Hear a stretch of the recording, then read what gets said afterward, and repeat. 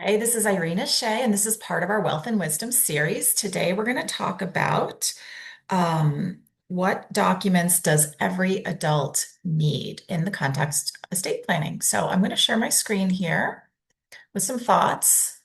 And the short answer is, at a very bare minimum, every adult should have a will, a power of attorney, and a health care directive.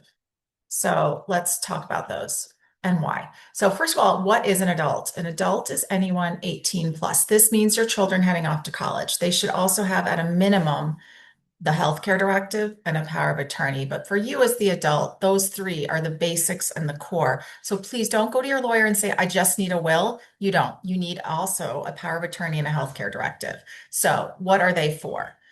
Short answer, will is in the event of your death, who gets what, when, how.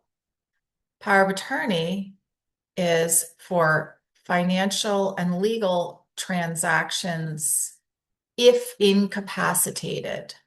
That would be typically bill pay, taxes, finances. Okay. And a healthcare directive also in the event of incapacity, right? Um, is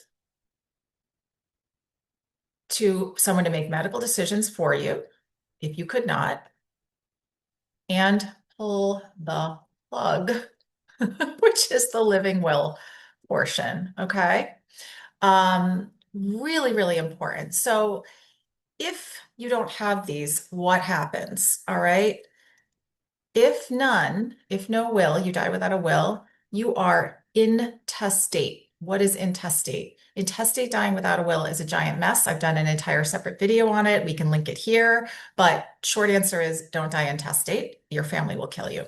Power of attorney, if you don't have that, you're looking at a guardianship. Why? Your broker, your bank, whatever, they're not talking to your relative just because they're your spouse or adult child. They don't know that you've authorized them or that they're acting in your best interest. The power of attorney is your legal authorization for another person you trust to handle your finances during a period of incapacity that could be days, weeks, months, or years. It's extremely powerful, and you have to choose that person carefully. If not, the financial institution, rightly so, is going to direct your family member to a court guardianship.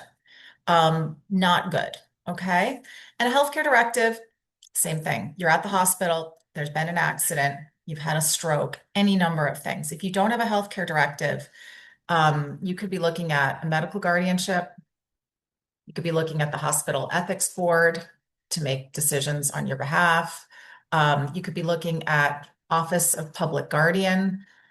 If there's no one in your life, you don't have family and friends are not stepping up, it's not a good place to be to fall into those gaps. So much better for having you do your own healthcare directive, naming the people you want. And again, that's healthcare proxy, a living will, and a HIPAA waiver. So I'm going to say HIPAA waivers. You might say, oh, but I have a healthcare directive. It's from like 30 years ago. It probably doesn't have HIPAA language in it, and you need to update it, or it's not going to actually get the job done. So that is, in a nutshell, the very, very bare minimum of what every adult needs estate planning wise. And that is step one.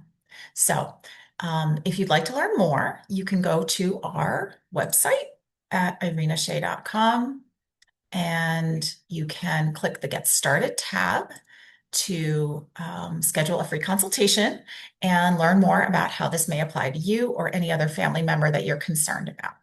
Thanks.